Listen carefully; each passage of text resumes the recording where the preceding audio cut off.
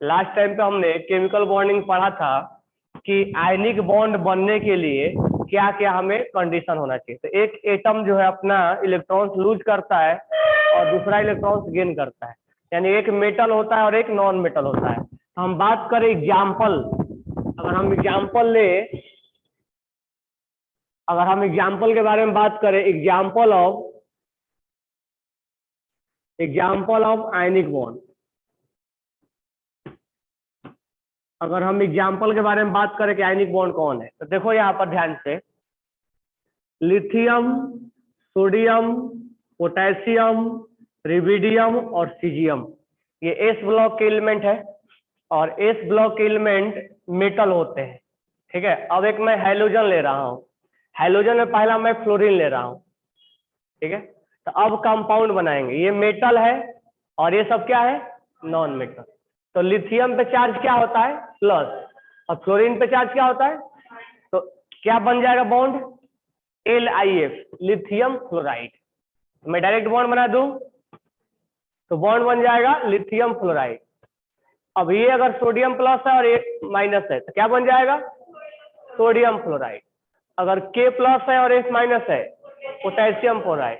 ये क्या होगा, रिबिडियम फ्लोराइड। और ये क्या होगा, तो तुमसे पूछा जाएगा कि ये जो दो एटम कंबाइंड है इसके बीच में कौन सा बॉन्ड है, तो तुम कैसे एनालिसिस करोगे कि ये जो है इस ब्लॉक का है और ये हैलोजन फैमिली का नॉन मेटल, तो एक मेटल और एक नॉन मेटल के बीच में कौन सा बॉन्ड बनेगा, आयनिक बॉन्ड। अगर मैं इसके जगह पे क्लोरीन ले लूं, तो अब इसका कॉम्बिनेशन लिथियम का क्लोरीन के साथ क्या होगा, lithium chloride, sodium chloride, potassium, rubidium, caesium. तो this one is example of ionic bond, ionic compound, ionic bond. अगर मैं यहां पर ब्रोमीन लूं तो क्या लिख सकता हूं मैं, lithium bromide, sodium bromide, potassium bromide और रिबिडियम ब्रोमाइड, होगा ना, और सीजियम ब्रोमाइड, होगा कि नहीं होगा। अगर मैं यहां पर आयोडीन लिखता हूं तो क्या होगा, lithium iodide, sodium iodide, potassium iodide, rubidium iodide और सीजियम आयोडाइड, होगा ना। तुम लोग का रिजल्ट मिल गया पिछले टेस्ट का, कौन टॉप किया है?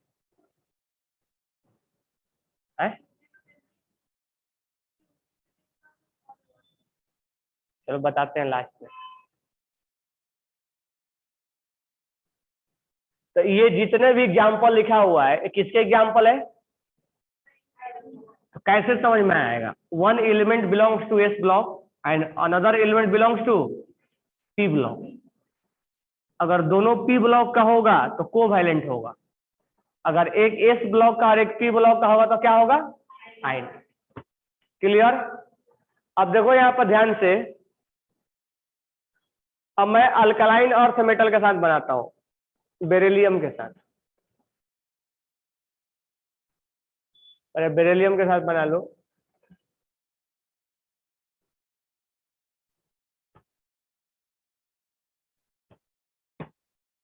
अब बेरिलियम के साथ बनाएंगे तो बेरिलियम पे चार्ज क्या होता है और फ्लोरीन पे मालूम है ना, ये क्रॉस मल्टीप्लाई करके फॉर्मूला बनाते हैं, तो फॉर्मूला क्या होगा, BE, होगा कि नहीं होगा, कोई डाउट नहीं है ना इसमें। तो बेरिलियम के ऊपर +2 चार्ज और फ्लोरीन के ऊपर एक -1 चार्ज, तो फॉर्मूला हो जाएगा BeF2, बेरिलियम फ्लोराइड। ये होगा मैग्नीशियम फ्लोराइड और ये होगा स्ट्रोंशियम और ये बेरियम फ्लोराइड। अगर मैं क्लोरीन के साथ बॉन्ड बनाऊं तो ये दो लूज करेगा और ये तो +2 होगा, तो BeCl2, beryllium chloride, magnesium, MgCl मत लिखना, MgCl2, और CaCl मत लिख देना, CaCl2 होगा। समझ में आया क्यों ना। अब यहां पर हम बात करेंगे स्ट्रोंशियम क्लोराइड और यहां होगा BaCl2। अगर मैं यहाँ पर ब्रोमीन लूं तो ब्रोमीन से कौन सा बॉन्ड बनाएंगे?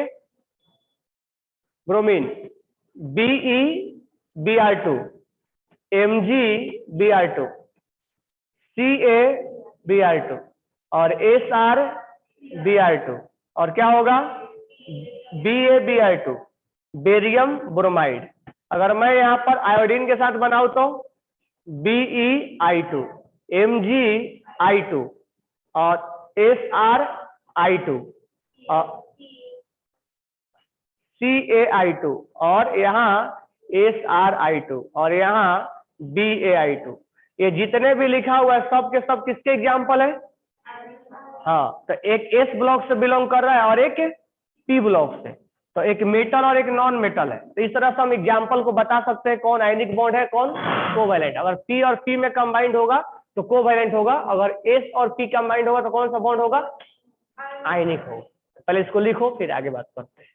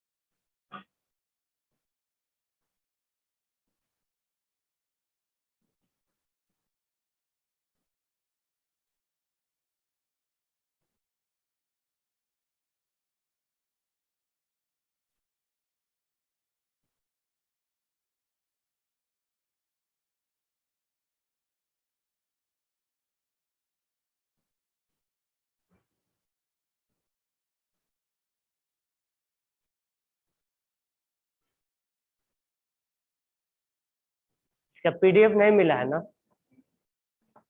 अपने कोऑर्डिनेटर से मांगना।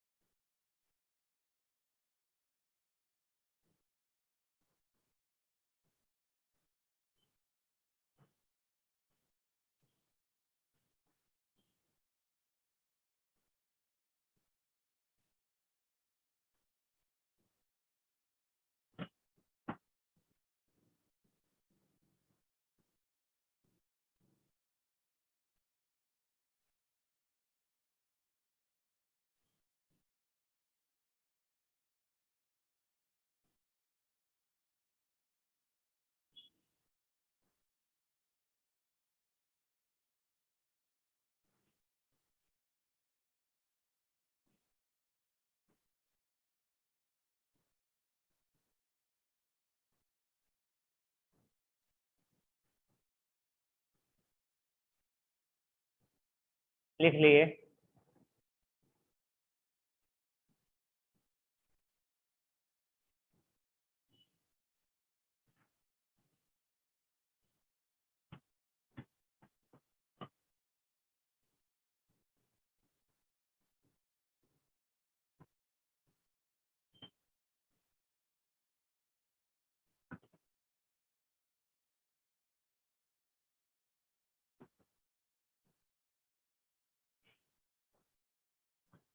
अब ध्यान देना,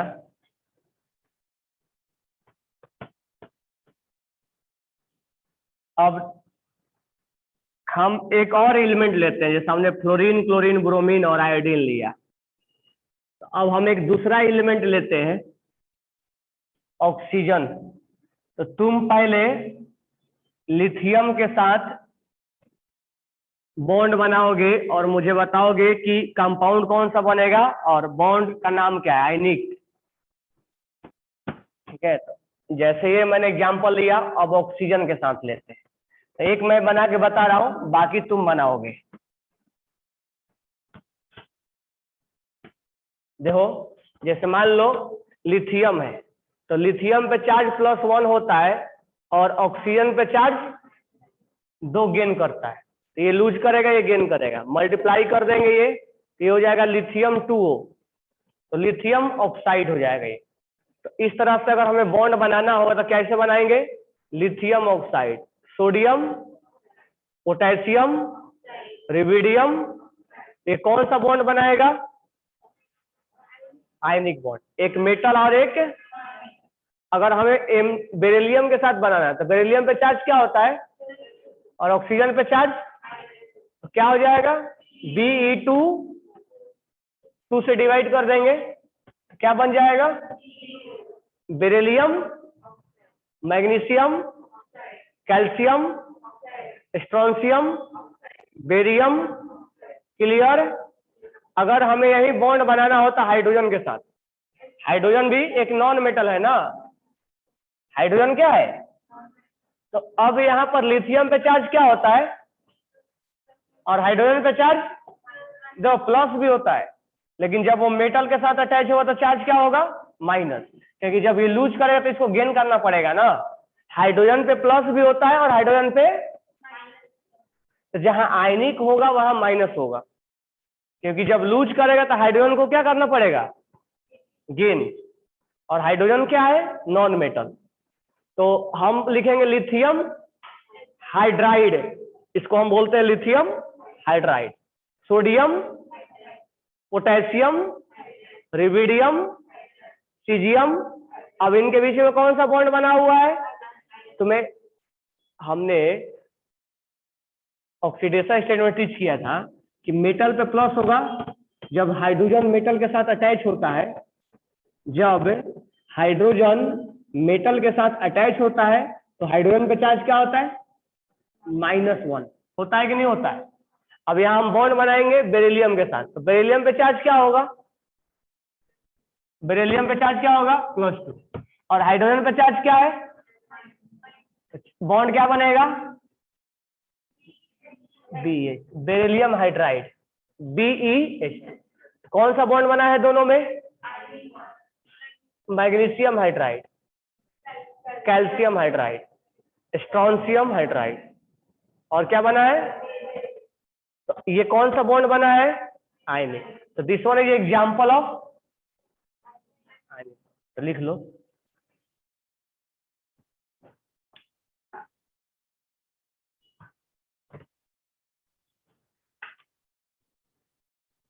समझ में आ रहा है ना?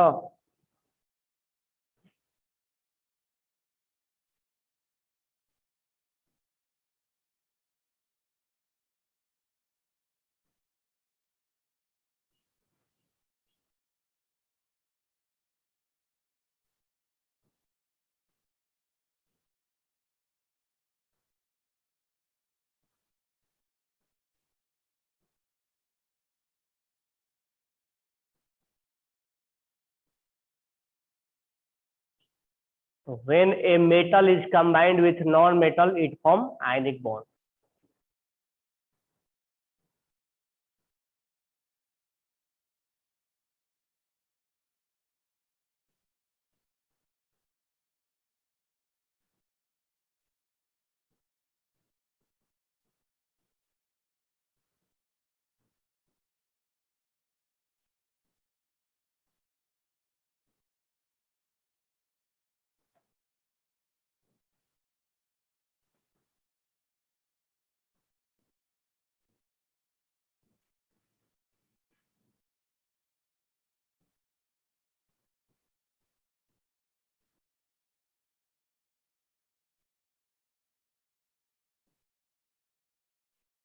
लिख लिए?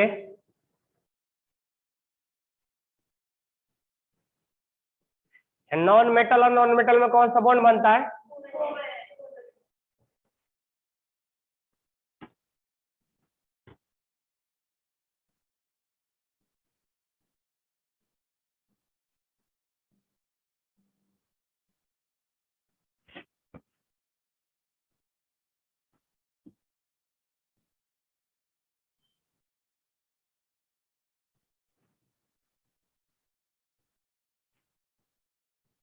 सबने लिख लिया?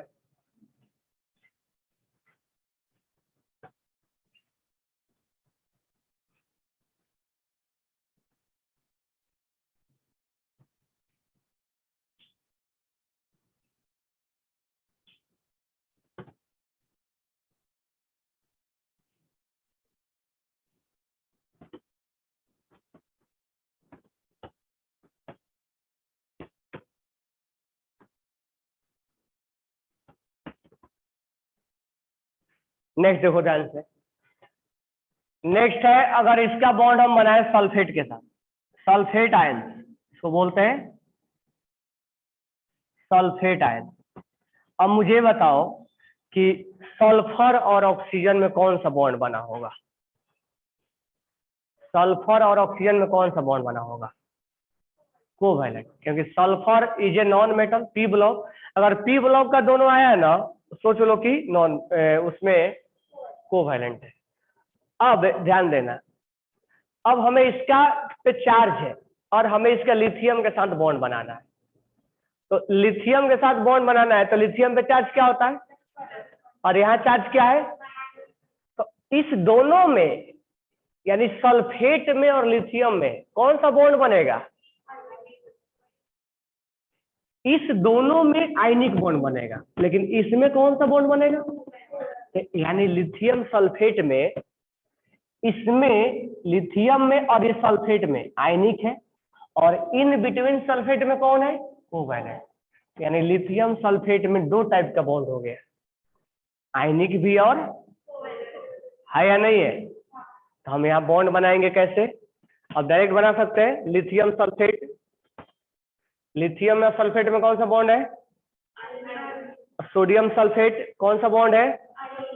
पोटेशियम सल्फेट कौन सा बॉन्ड है?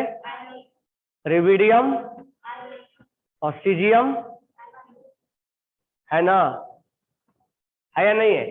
हम बेरिलियम के साथ भी बना सकते हैं। तो बेरिलियम पे चार्ज क्या होता है और सल्फेट पे क्या होता है? क्रॉस मल्टीप्लाई कर देंगे, Be2SO4 2 होगा ना, डिवाइड कर देंगे, क्या बनेगा? ये क्या बनेगा? क्या बनेगा? क्या बनेगा? क्या बनेगा? क्या बनेगा? तो बताओ, इस कैल्शियम में और ये सल्फेट आयन में कौन सा बॉन्ड है? बात क्लियर? अब इस तरह से मान लो कार्बोनेट के साथ बनाया जाएगा, कार्बोनेट आयन, इसको बोलते हैं कार्बोनेट आयन, कार्बोनेट आयन। तो बताओ, कार्बन और oxygen both belongs to P block, both belongs to P block, that's why it has form covalent. लेकिन ये और ये जब कंबाइंड होगा तो कौन बॉन्ड बनाएगा? Ionic bond.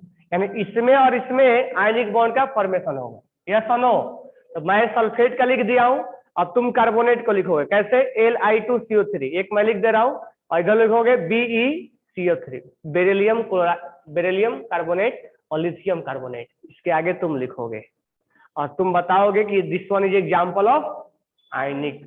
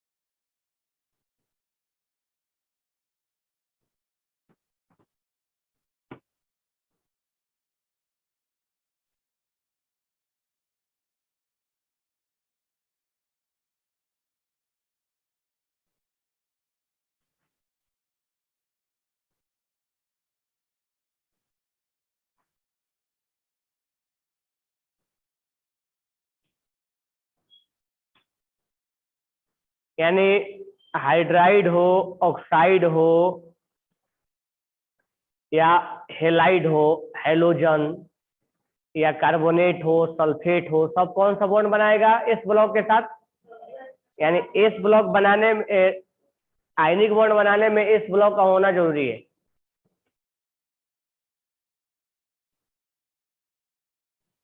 सबने लिख लिया? लिखने की जरूरत नहीं है ना अब? नहीं। अब ध्यान दो, अब जैसे तुम यहाँ पर फॉर्मूला निकाले तो तुमसे अब अलग टाइप से क्वेश्चन पूछा जा सकता है। तो एग्जाम्पल तो हमने देख लिया, अब हमारा नेक्स्ट हेडिंग होगा फॉर्मूला ऑफ आयनिक कंपाउंड। तो write down heading, calculation of formula of ionic compound. Calculation of formula of ionic compound.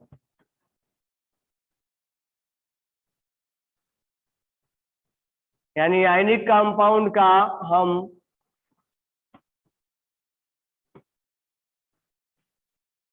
Calculation of formula of ionic compound, यानी आयनिक कंपाउंड का हम फॉर्मूला निकाल रहे हैं। कैसे एग्जांपल से पूछ रहा हूं मैं?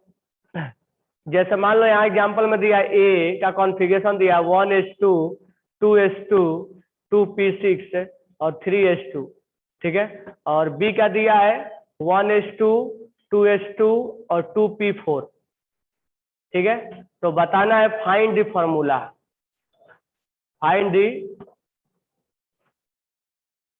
पहला ऑप्शन है A2B, दूसरा ऑप्शन है AB2, तीसरा ऑप्शन है AB और फोर्थ ऑप्शन है A3B।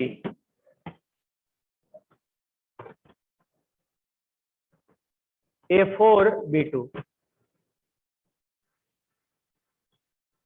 पहले क्वेश्चन लिखो और फिर फॉर्मूला पूछा जाएगा ऐसे कि फॉर्मूला बनाना है। तो जल्दी से आंसर बताओ क्या होगा इसका?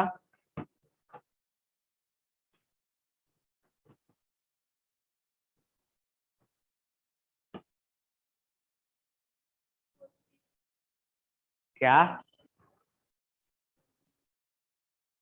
क्या होगा? A4B2।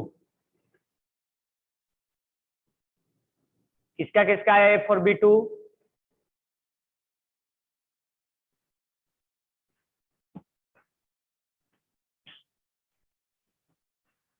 अब देखो यहाँ पर ध्यान से कैसे हम बॉन्ड बनाएंगे। तो ए, अब मुझे बताओ ए के आउटर सेल में कितने इलेक्ट्रॉन है? 2 है।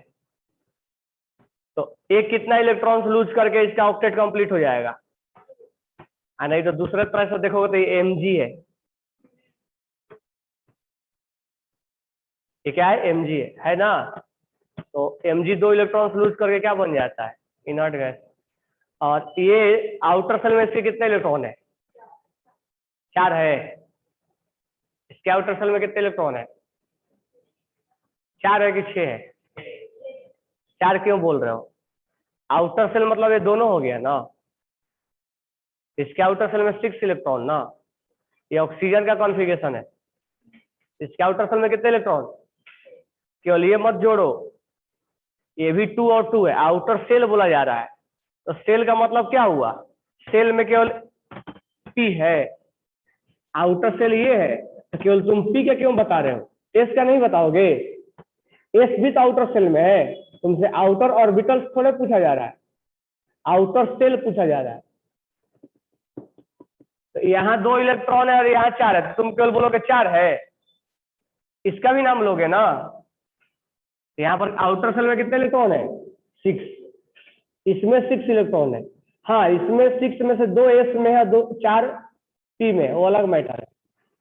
लेकिन 2 में 6 इलेक्ट्रॉन है, आउटर सेल में 6 है। कोई गलती से 4 मत बोल देना। तो यहाँ पर कितना इलेक्ट्रॉन्स गेन करेगा तो इसका ऑक्टेट कंप्लीट हो जाएगा? 6 है, 2 गेन करेगा तो इस पे चार्ज क्या हो जाएगा? 2 लूज करेगा तो 2 गेन करेगा, ये B -2 हो जाएगा। तो ए पे चार्ज +2 और बी पे क्रॉस मल्टीप्लाई कर देंगे A2B2, अब 2 से डिवाइड कर देंगे, राइट डाउन कर लो। इस तरह से क्वेश्चन पूछा जाएगा, बना लोगे?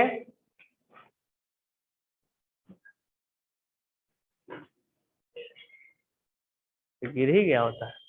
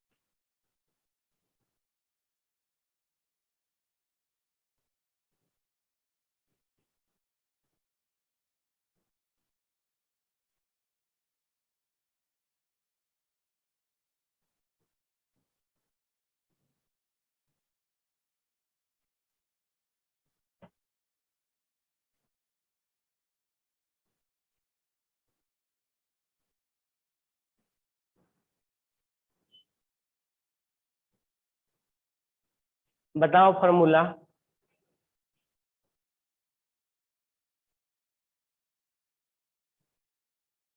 हम A2B2 नहीं लिखेंगे, इसको मिनिमाइज कर देंगे ना, तो मिनिमाइज करेंगे तो क्या बनेगा? AB। Why we write A2B2 in as AB? ये मिनिमम होना चाहिए, इसको मिनिमाइज किया जाता है।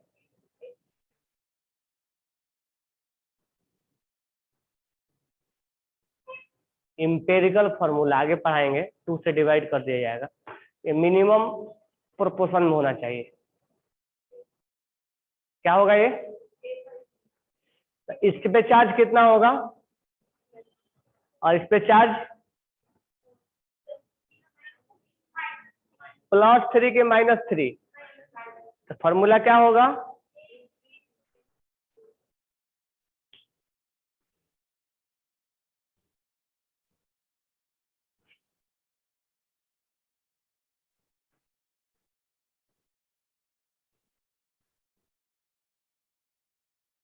कोई डाउट नहीं होना चाहिए। फॉर्मूला ऐसा दिया जाएगा तो निकाल लोगे ना। अब हेडिंग डालो, ionic compare of ionic strength, compare of ionic strength, compare of ionic strength.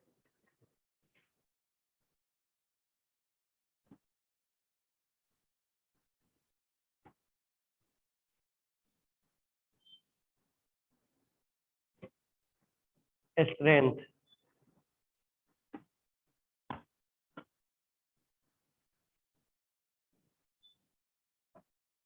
अब यहां पर हम आयनिक बॉन्ड का कंपेयर करेंगे।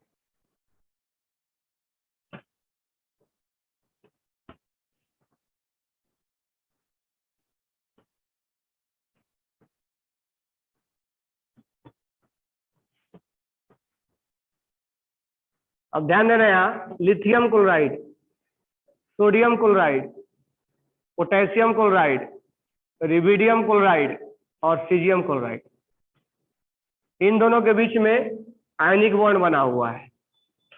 इस दोनों के बीच में आयनिक बॉन्ड है, इसके बीच में आयनिक बॉन्ड है, इसके बीच में आयनिक बॉन्ड है और इसके बीच में आयनिक बॉन्ड है।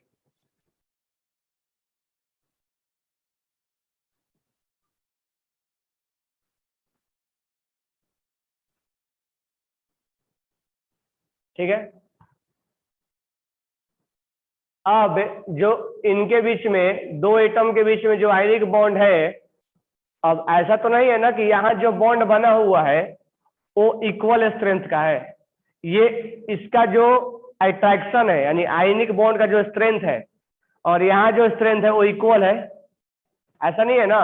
यहाँ अट्रैक्शन अलग अलग है, तो हमें ये देखना है कि आयनिक बॉन्ड का स्ट्रेंथ ज्यादा किसमें है। तो हम कैसे चेक करेंगे, तो ध्यान से समझना।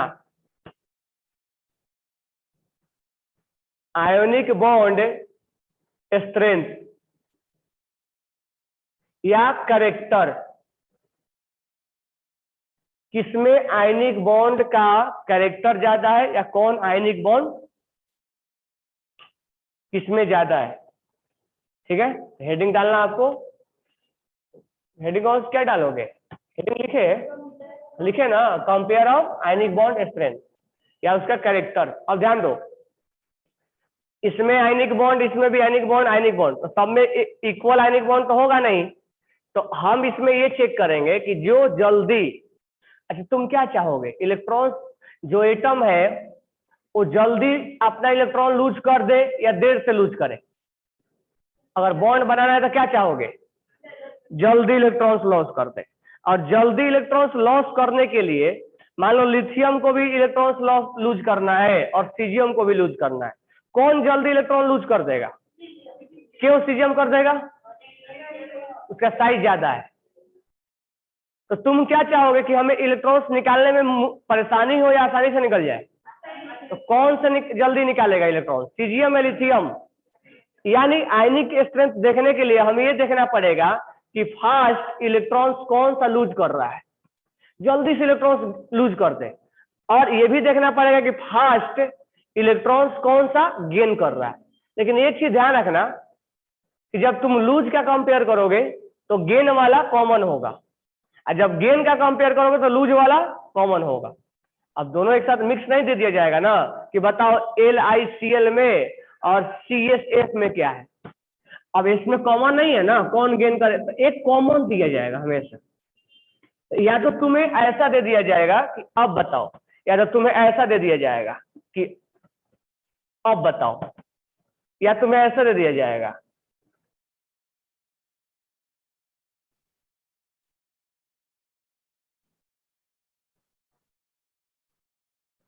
अब इसमें ये कॉमन है, कौन जल्दी लॉस करेगा, इस दोनों में ये कॉमन है, कौन जल्दी गेन करेगा, ये फ्लोरीन करेगा ना। इस दोनों में कॉमन है, कौन जल्दी गेन करेगा, एक जब लॉस कॉमन होगा तो गेन को चेक करना है, और जब गेन कॉमन होगा तो लॉस को चेक करना है, यानी कौन जल्दी लॉस करेगा और कौन जल्दी गेन करेगा। तो इसमें से ऐसा नहीं कि मिक्सिंग हो जाए, खिचड़ी बना के दे देगा, तो वो हमें नहीं चेक करना है। तो लॉस और गेन, जल्दी से लॉस हो जल्दी से गेन हो। तो यहाँ पर क्या तुम्हें कॉमन दिख रहा है, केटाइन या एनायन, एनायन कॉमन है। तो तुम क्या चेक करोगे, केटाइन। तो केटाइन के बारे में क्या चेक करोगे, हाँ जिसका साइज ज्यादा होगा, जिसका साइज ज्यादा होगा वो आसानी से इजिली इलेक्ट्रॉन्स क्या कर देगा, लूज कर देगा, और उसमें आयनिक कैरेक्टर क्या होगा, ज्यादा। यानी आयनिक बॉन्ड स्ट्रेंथ या आयनिक कैरेक्टर क्या होगा, क्या होगा। ये बात क्लियर हो गया। ये हम किसके लिए बात कर रहे हैं, केटाइन। यानी केटाइन जितना बड़ा होगा उतना ही आसानी से लूज करेगा, और उतना ही उसमें आयनिक कैरेक्टर क्या होगा, ज्यादा। तो मुझे बताओ कि इनमें लिथियम क्लोराइड में और सीजियम क्लोराइड में आयनिक कैरेक्टर क्या है, किसका ज्यादा है, यानी top to bottom, top to bottom. मैं शॉर्ट में लिख दिया आईसी, बाद में मत पूछना सर आईसी मतलब, कल किसी ने पूछा था एफओए मतलब। तो आयनिक कैरेक्टर क्या होगा, टॉप टू बॉटम। लेकिन हम बात तब कर रहे हैं जब केटाइन एनायन कॉमन है। तो लिथियम क्लोराइड से ज्यादा स्ट्रॉन्ग कौन होगा, और सोडियम क्लोराइड से, पोटेशियम क्लोराइड से, और रिविडियम क्लोराइड से। बात क्लियर, लिखो।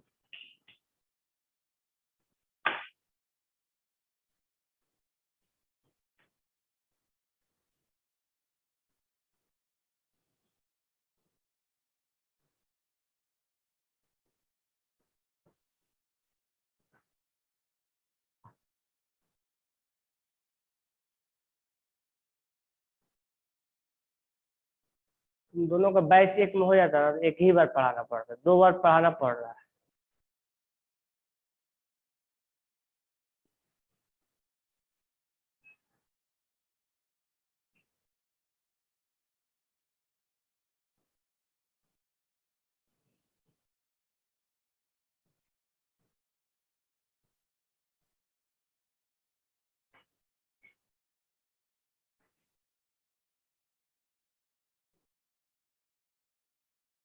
क्या हो गया? डब्बा लेके आए तुम लोग? टिफिन लेके आए? टिफिन नहीं करते हो? घर जाते हैं? तुम घर जाते हैं? तुम यहीं पे? तो तुम लोग कहाँ से आते हैं? मीरठ से? मीरठ से कौन आता है? तुम दोनों? और गांव से? हैं? वो कहाँ है? हाँ? वो कहाँ है?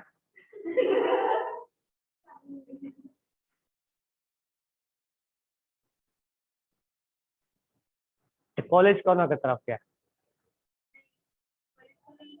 इधर शिवाजी मंडी की तरफ? हाँ। हाँ? वो कहाँ है? ये डी मार्ट की तरफ?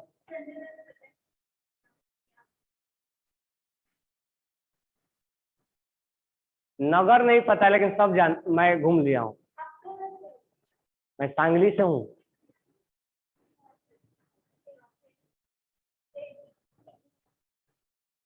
बनारस है। घर है तुम्हारा?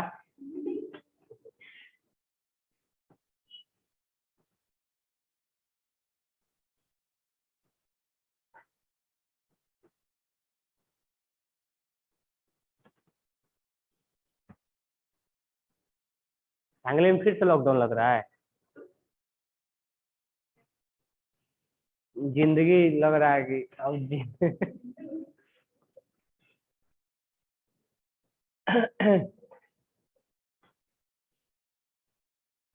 लग रहा है दूसरा शहर जाना पड़ेगा। सांगली हॉट स्पॉट हो गया है। ये बात क्लियर हो गया? अगर मैं एग्जांपल दूं, अब एक केटाइन को हम कॉमन करते हैं।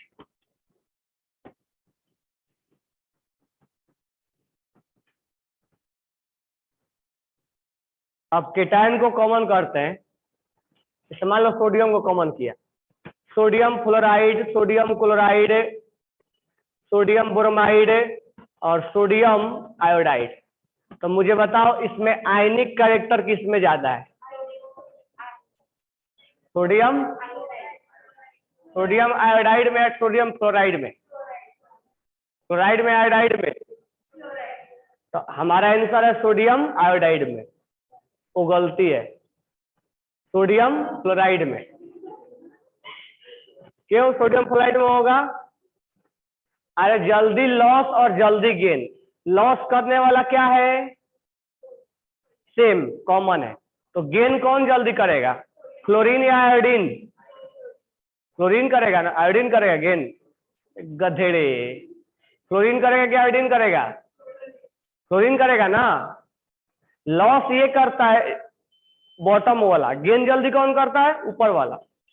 ठीक है, तो क्लोरीन जल्दी गेन करेगा ना, तो इसमें आयनिक ज्यादा होगा ना, जल्दी लॉस। तो लॉस करने वाला कॉमन है, और गेन कौन जल्दी करेगा? क्लोरीन या क्लोरीन?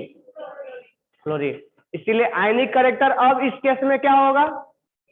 डिक्रीज। तो एनायन के केस में डिक्रीज होगा और केटायन के केस में इंक्रीज होगा। क्या ही समझ लो, समझ लो का? एनायन के केस में डिक्रीज होगा, एनायन के केस में डिक्रीज होगा, केटायन के केस में इंक्रीज होगा।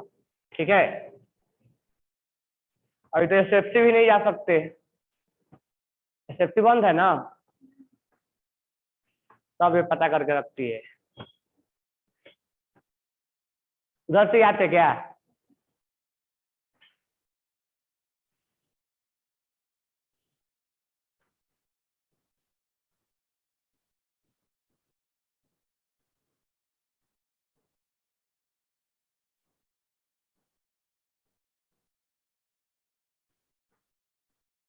तो तुम लोग में क्लास के स्टूडेंट बहुत कम क्यों आ रहे हैं? उस क्लास में तो बहुत आ रहे हैं, 30-35 स्टूडेंट आते हैं। इसलिए कि तुम लोग कोरोना के अकॉर्डिंग ज्यादा सिंसियर हो पढ़ाई के वो पढ़ाई में सिंसियर है, तुम कोरोना में सिंसियर हो लाइफ सेविंग में। कोई तो एक बात होगा जिसकी वजह से इस बैच के स्टूडेंट कम आते हैं। ये 5-6 गिने चुने आते हैं, उसमें कम से कम 35-40 आते हैं। मतलब कोरोना को ज्यादा इम्पोर्टेंस देना है, पढ़ाई को कम। मतलब सेफ्टी पढ़ाई करने है, और उसके लिए बेटर ऑनलाइन ही है।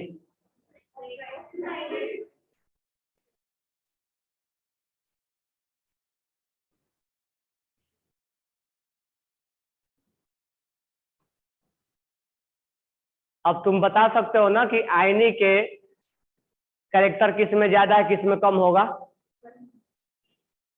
और ये नहीं होगा कि मिक्स देगा, एक कॉमन होगा। मिक्स होगा तो हम आइडियोलॉजी लगा सकते हैं क्या? नहीं ना, डेटा थोड़े ना है हमारे पास।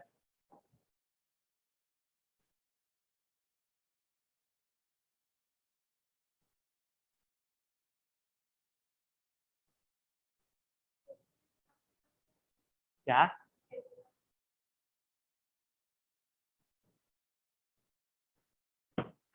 टेस्ट का रिजल्ट? हाँ बताओ क्या।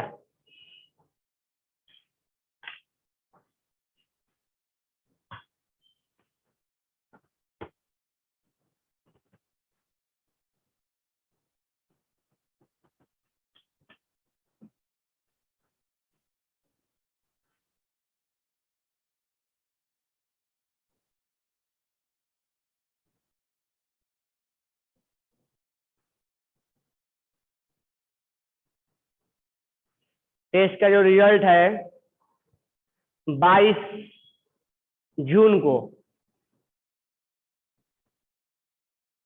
22 जून को जो रिजल्ट है केमिस्ट्री के, 22 जून को केमिस्ट्री हुआ था क्या?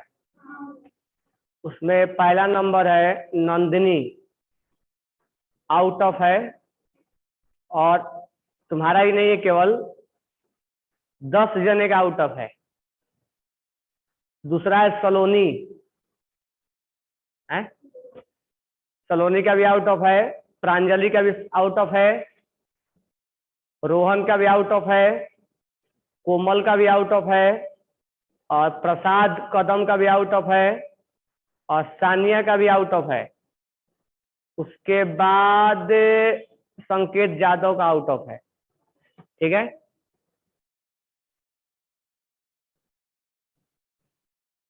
उसके बाद ये सबका रैंक 1 है। रैंक 2 जो है वो है शिवम शाह।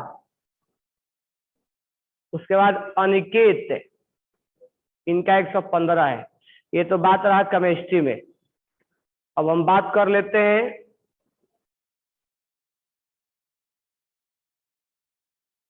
अच्छा, ये जो इससे पहले जो हमने बोला था वो पीसीएम का है। हाँ, पीसीबी क्या बोल रहा हूँ। पीसीबी में केमिस्ट्री और जियोलॉजी साथ में हुआ था पेपर। ये है 22 तारीख, 22 तारीख का। इसमें सबसे टॉप आया है सुरभि का। तो केमिस्ट्री में है 165 और जूलॉजी में 180। टोटल मार्क्स तुम्हारा दोनों में मिला के 345 है। रैंक 1 है। दूसरा है तनिषा बारदिया का। कहाँ है? ऑनलाइन। इसका है 180 नंबर, केमिस्ट्री में रैंक 1 है। और जूलॉजी में 160, रैंक 2 है। तो ओवरऑल इसका 340, 5 नंबर तुमसे कम है। तो इसका रैंक 2 है। उसके बाद है संस्कृति माली। संस्कृति माली का जो है वो रैंक 3 है, 335 मार्क्स है। उसके बाद है सीधी चात्रे का मार्क्स है 335, नहीं 320 है। और 5th रैंक है। नहीं, एक मिनट, चात्रे का जो रैंक है सिद्धि का वो है 3rd रैंक, 335 सेम मार्क्स है। उसके बाद है अर्कज, अर्कज का मार्क्स है 320, फिफ्थ मार्क्स, फिफ्थ रैंक है। उसके बाद है योगिता निकम का,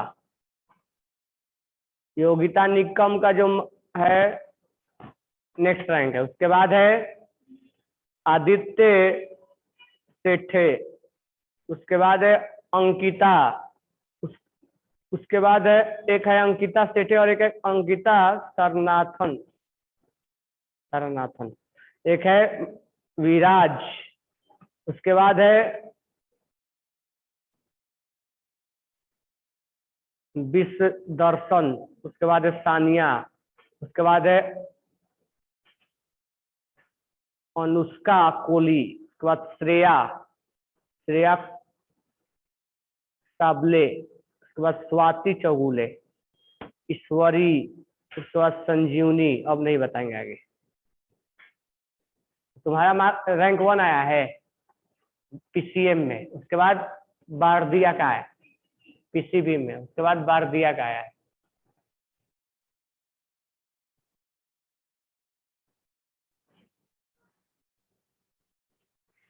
चलो ये अब बता ले जाओगे, कोई प्रॉब्लम तो नहीं है ना। तो आयनिक बॉन्ड स्ट्रेंथ क्लियर हो गया, फॉर्मूला निकाल लोगे, किसमें आयनिक बॉन्ड बनता है पहचान लोगे ना। ठीक है, अब हेडिंग डालो characteristics of ionic bond, characteristics of ionic bond, characteristics of ionic bond, characteristics of ionic bond. अब ध्यान देना, आयनिक बॉन्ड है जो अभी मैं लिखवा रहा हूं, उसका मीनिंग थोड़ा बाद में समझाएंगे।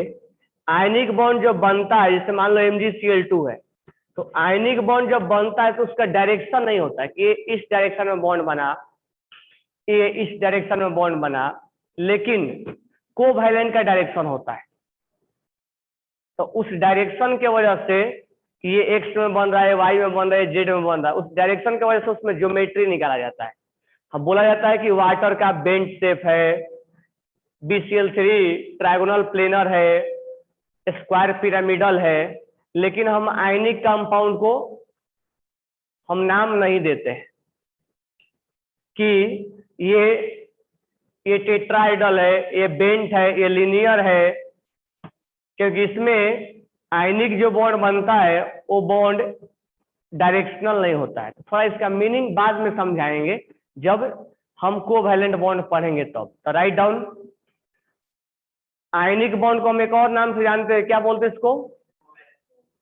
कोवैलेंट बॉन्ड, एक गधेड़े, इलेक्ट्रोस्टैटिक बॉन्ड। लिखना, आयनिक bond is non directional, ionic bond is non directional,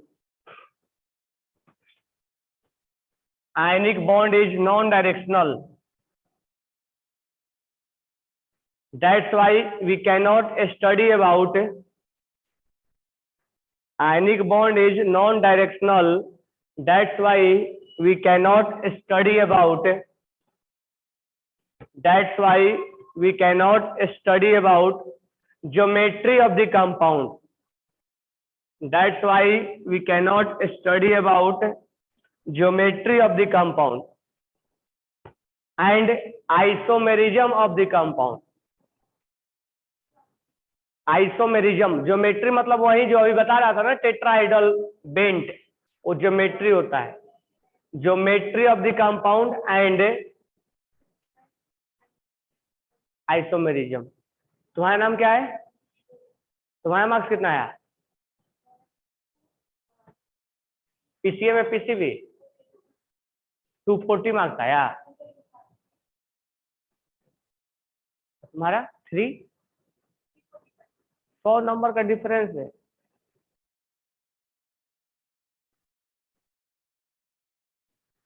तो आयनिक बॉन्ड जो तुम्हारा मार्क्स है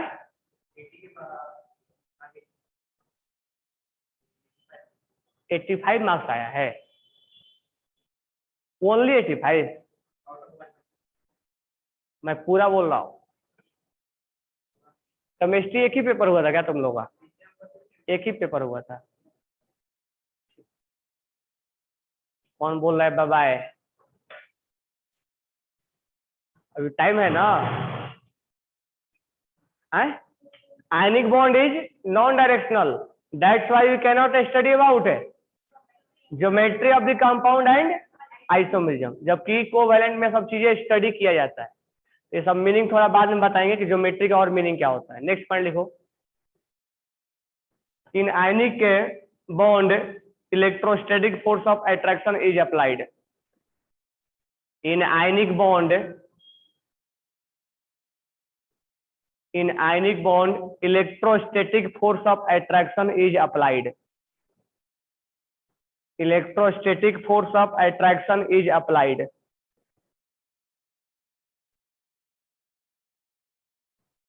In ionic bond electrostatic force of attraction is applied.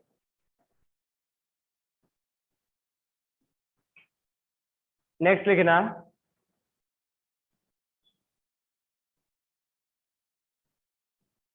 ionic compound has more melting and boiling point. Ionic compound has more melting and boiling point. Ionic compound has more melting and boiling point.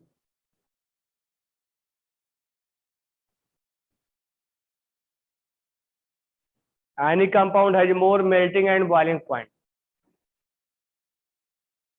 Next लिखना, ionic compound is more soluble in water. Ionic compound is more soluble in water. Ionic compound is more soluble in water. Next लिखना, when dissolved in aqueous solution, when dissolved in aqueous solution, aqueous solution, when dissolved in aqueous, aqueous मतलब water, aqueous solution, aqueous solution, it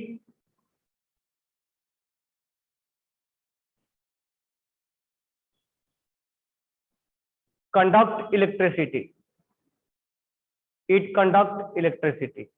जैसे NaCl को तुम अगर पानी में dissolve कर दोगे तो NaCl चार्ज को कैरी करता है, वो करंट को कैरी करता है, यानी आयनिक कंपाउंड को पानी में डिजोल्व करने के बाद करंट को कैरी करता है, वो उसको कंडक्टिविटी बढ़ाता है या कंडक्ट कर देता है, कंडक्टर बना देता है। प्योर वाटर में नहीं होता है, कंडक्टर नहीं होता है ना, जबकि NaCl डिजोल्व करने के बाद करंट फ्लो होने लगता है। ये आयंस रिस्पॉन्सिबल होते हैं करंट को कैरी करने के लिए। तो डाउट नहीं है ना?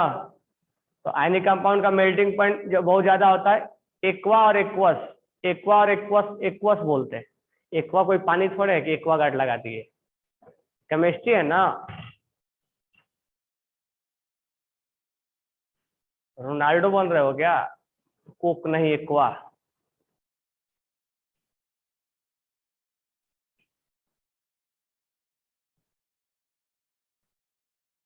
विच ionic bond are non directional? सारे आयनिक बॉन्ड नॉन डायरेक्शनल होते हैं। All ionic bond are non directional. ऐसा कोई नहीं है कि ये डायरेक्शनल होता है, डायरेक्शनल नहीं होता है। बात क्लियर हो गया? ये कैरेक्टरिस्टिक्स है। अब यहाँ से हम नेक्स्ट जो टॉपिक पढ़ने वाले हैं वो पढ़ेंगे, इसी में अभी आयनिक खत्म नहीं हुआ है। नेक्स्ट टॉपिक हम पढ़ेंगे hydration energy. Write down, hydration energy, hydration energy. Next है हाइड्रेटेड रेडियस, हाइड्रेटेड रेडियस। और उसके बाद हम पढ़ेंगे आयनिक मोबिलिटी, और उसके बाद हम पढ़ेंगे आयनिक कंडक्टिविटी, आयनिक कंडक्टिविटी। ये 4 टॉपिक मैं कल पढ़ाऊंगा और ये चारों टॉपिक एक साथ पढ़ेंगे हम। तो ये आज बैच 1 में पढ़ाया, तो अगर अगर इवनिंग को ये लेक्चर अपलोड होता है, इसको देख के आओ, बरोबर है क्या? बैच 1 में आज टीच कर दिया, तो अगर इवनिंग को ये लेक्चर अपलोड होता है बैच 1 को, तो ये एक बार देख के आओ, ताकि क्लास में समझने में और आसानी रहेगा, बरोबर है? और नहीं तो तुम्हें एक काम और करना है, पिछले बैच को केमिकल बॉन्डिंग टीच किया हुआ, ठीक है, और वो सारे वीडियो यूट्यूब पे है। तो तुम देखो यहाँ पर जाओगे ना, चैनल का मालूम है ना, यहाँ पर ओपन करोगे तो यहाँ पर देखो क्लास में है सर, कॉल करता हूँ। अब यहाँ पर ध्यान दोगे तो यहाँ प्ले लिस्ट में अगर तुम्हें मिले तो यहाँ पर तुम नाम लिखा हुआ B1 B2 chemical bonding 111 video है, ठीक है। तो ये जो पिछला बैच को पढ़ाया हुआ है सारा वीडियो 111 वीडियो अपलोड है। तो बेटर ये रहेगा कि इसको तुम एक बार पढ़ के आओ, क्योंकि this topic is very very conceptual और लॉजिकल है। तो अच्छे से और समझने के लिए थोड़ा सा तुम्हें और मेहनत करना पड़ेगा, एडिशनल मेहनत करना पड़ेगा। और एडिशनल मेहनत करने का मतलब ये है कि थोड़ा सा पढ़ के आओ, समझ के आओ, फिर क्वेश्चंस बनाओ इसके। हेलो, आओ ये नीचे वो आके सिक्योरिटी गार्ड को दे दीजिए ऊपर, आओ।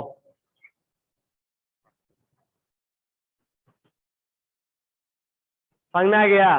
तो एक बार ये समझ में आया वीडियो कहाँ है ना, B1 B2 11th बैच का है, केमिकल बॉन्डिंग के नाम से है। तो थोड़ा सा पढ़ के आओगे ना, एक लेक्चर है तो थोड़ा सा जो क्लास में पढ़ाएंगे वो समझ में आएगा। ये नहीं कि तुम पढ़ के आओ तो मेरा चैनल चलेगा, चैनल के बारे में नहीं बोल रहा हूँ, तुम्हारे बारे में।